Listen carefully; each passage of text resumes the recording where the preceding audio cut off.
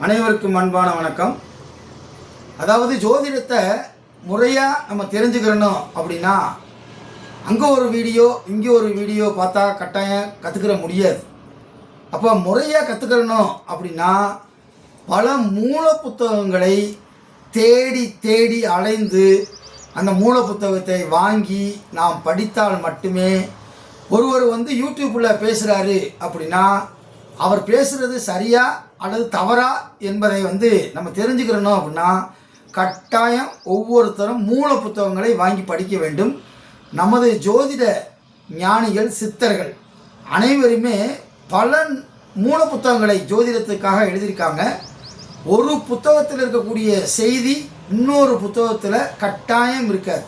அதுதான் இந்த ஜோதிட புத்தகத்தினுடைய மிகப்பெரிய சிறப்பு அப்படின்னு சொல்லலாம்.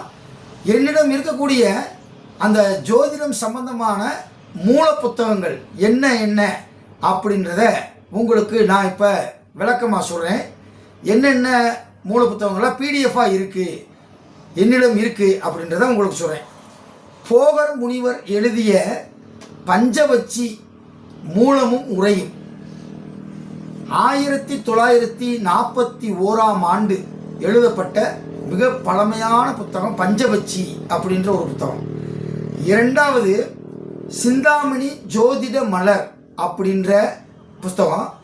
இது குருவையும் சனியையும் மையமாக வைத்து பல ஆய்வு கட்டுரைகளை எழுதியிருக்கிறார்கள். இதுவும் மிக மிக முக்கியமான ஒரு பழமையான புத்தகம். மூன்றாவது ஜோதிட வாசகம் அப்படின்னு ஒரு புத்தகம்.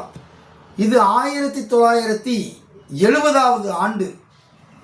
எழுதப்பட்ட மிக பழமையான ஜோதிட புத்தகம். நான்காவது ஜாதக அலங்காரம் 1964 எழுதி வெளிவந்த இந்த புத்தகம் மிக பழமையானது. இன்றைக்கி இந்த புத்தகம் மார்க்கெட்டில் கிடைத்தாலும் பழைய மூல புத்தகத்தில் இருக்கக்கூடிய செய்திகள் பல செய்திகள் உருமாறி இருக்கிறது என்பதுதான் உண்மை.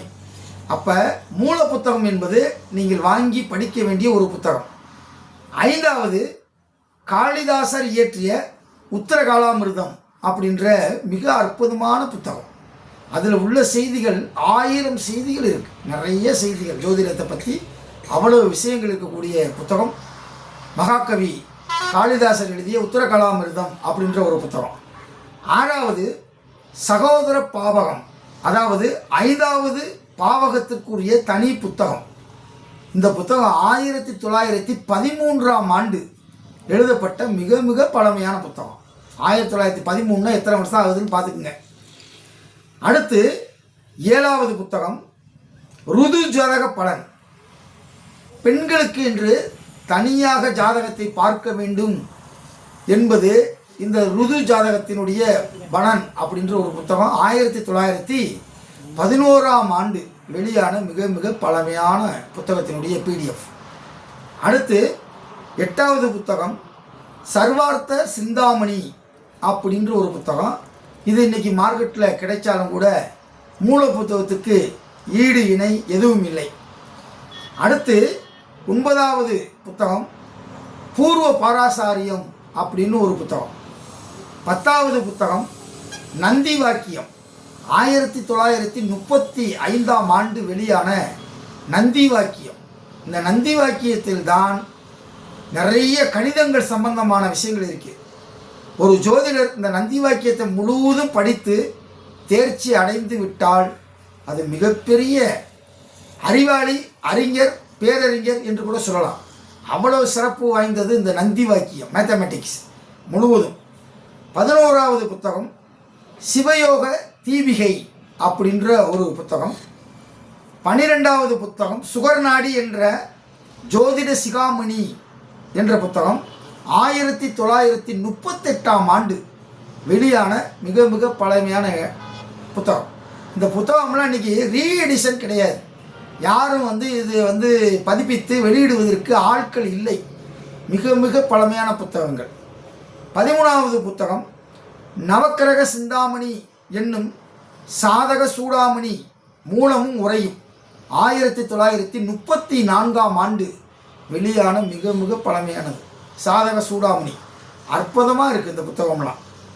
அதுக்கடுத்து 14 நவக்கிரகம் கீவா ஜெகநாதன் 1957ஆம் ஆண்டு வெளியான 9 கிரகங்களினுடைய வரலாறை மிக அழகா தெளிவாக விரிவாக அந்த புத்தகத்தில் கீவா ஜெகநாதன் ஐயா அவங்க வெளியிட்டிருக்காங்க.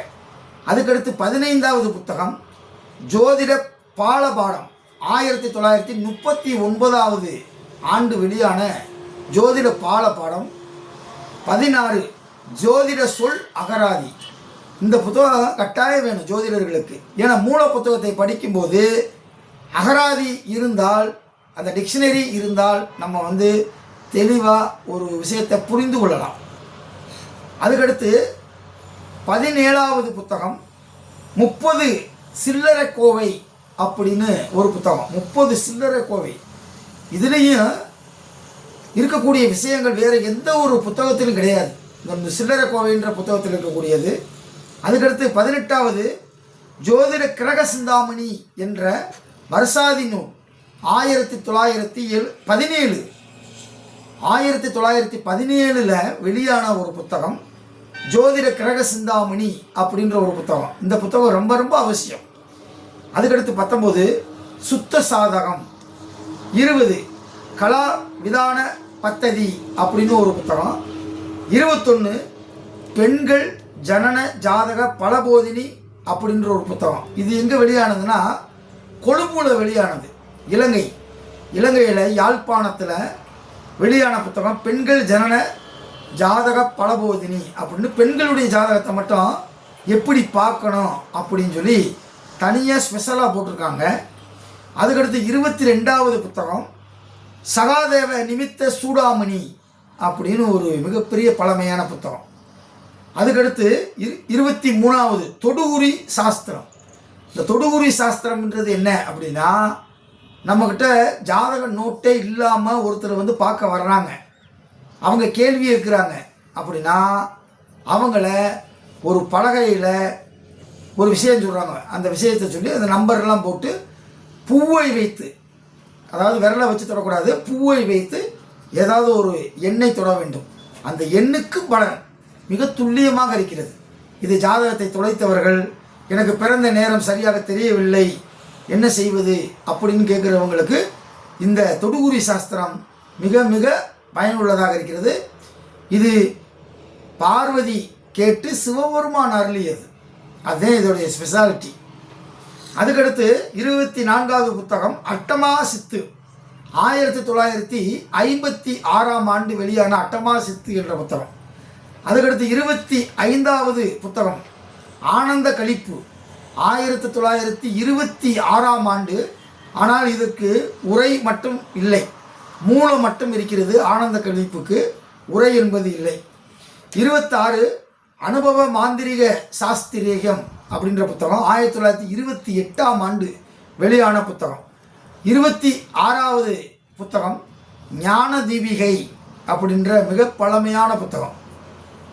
27 மலையாள மாந்திரீக அரிச்சுவடி அப்படின்றது மாந்திரீகத்தை பற்றி முழுமையாக இருக்கக்கூடிய ஒரே ஒரு புத்தகம்.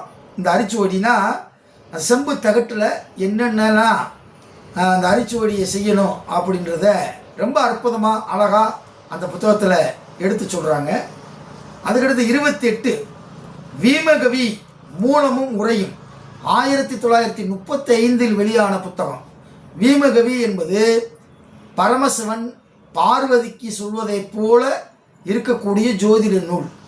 இதில் லக்கணம் குறிப்பிடாது, அங்கே இருக்கக்கூடிய கிரக அமைப்புகளை வைத்து அவர்கள் இந்த வீமகவி என்ற புத்தகத்தை சிவபெருமான் பார்வதிக்கு சொல்வதைப் போல எழுதியிருக்கக்கூடிய ஒரு புத்தகம். 29வது புத்தகம் மனையடி சாஸ்திரம். இது கட்டாயம் வேணும்.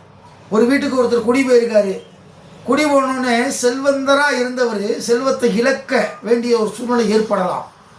அந்த மனையடி சாஸ்திரப்படி அந்த வீடு கட்டியிருந்தால் மிகச்சிறப்பாக இருக்கும்.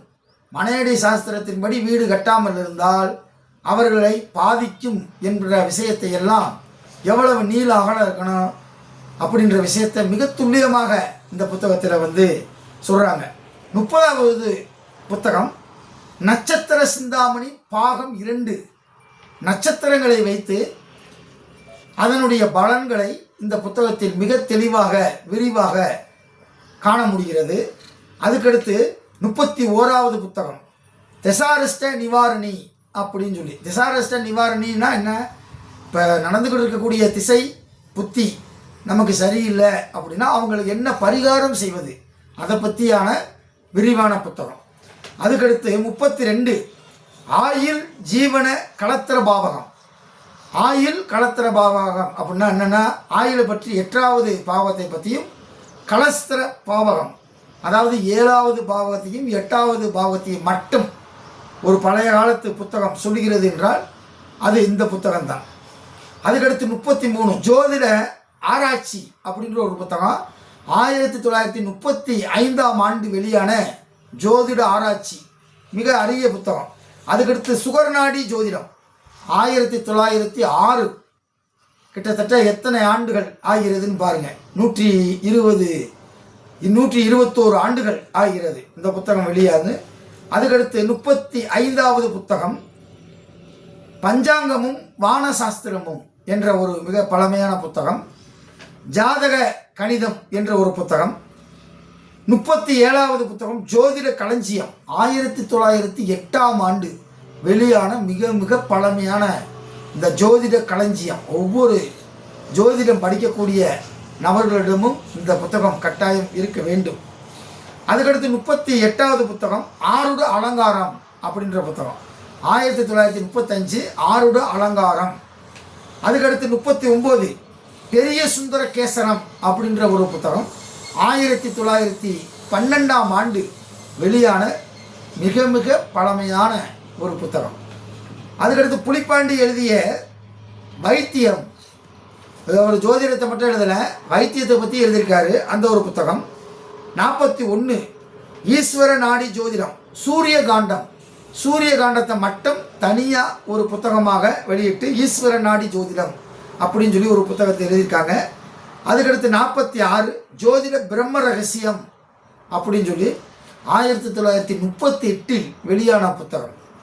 அடுத்துக்கடுத்து 43வது புத்தகம் ஹோரா சாஸ்திரம் 1949ஆம் ஆண்டு. ஹோரா சாஸ்திரம்னா என்ன, அதை பற்றியான முழுமையான விளக்கத்தை இந்த 1949 வெளியான இந்த புத்தகத்தின் மூலம் நாம் தெரிந்து கொள்ளலாம். அதுக்கடுத்து 44 சாதக சிந்தாமணி. 45 ஜோதிட சிந்தாமணி. இந்த ஜோதிட சிந்தாமணின்ற புத்தகம் 1895 இருக்கிறதுல மிகவும் பழமையான ஒரு புத்தகம். ஜோதிட சிந்தாமணி 1895. அதுக்கடுத்து 46 இலக்கியத்தில் ஜோதிடம் அப்படின்ற ஒரு புத்தகம். இந்த 46 வகையான ஜோதிடம் சம்பந்தமான பிடிஎஃப் தேவைப்படக்கூடியவங்க நீங்கள் தொடர்பு கொண்டு வாங்கி வைங்க. இந்த ஜோதிடத்தை முறையாக நாம் புத்தகம் மூலமாக படித்ததுக்கு பிறகு நீங்கள் ஒரு ஜோதிட வீடியோவை பார்க்குறீங்க அப்படின்னா அவர் பேசுகிறது சரியாக பேசுகிறாரா தவறாக பேசுகிறாரா அப்படின்றத நீங்கள் தெரிஞ்சுக்கிற முடியும். இந்த ஜோதிட புத்தகத்தை நீங்கள் வாங்கி படிக்காமல் யாருடைய வீடியோவை நீங்கள் பார்த்தாலும் அவங்க சொல்கிறத அப்படியே நீங்கள் நம்ப வேண்டிய ஒரு சூழ்நிலை ஏற்படும். அதனால் பிழையின்றி எதையும் கற்க வேண்டும், மாசின்றி ஒரு விஷயத்தை கற்க வேண்டும். கற்க கசடர கற்றபின் நிற்க அதற்கு தக. கசடர கற்க வேண்டும் என்று சொன்னால் மூல புத்தகத்தை மூலதனமாக நீங்கள் வைத்துக்கொண்டு அதை வாங்கி பயனடைய வேண்டும் என்று சொல்லி வாய்ப்புக்கு நன்றி கூறி விடைபெறுகிறேன். நன்றி, வணக்கம்.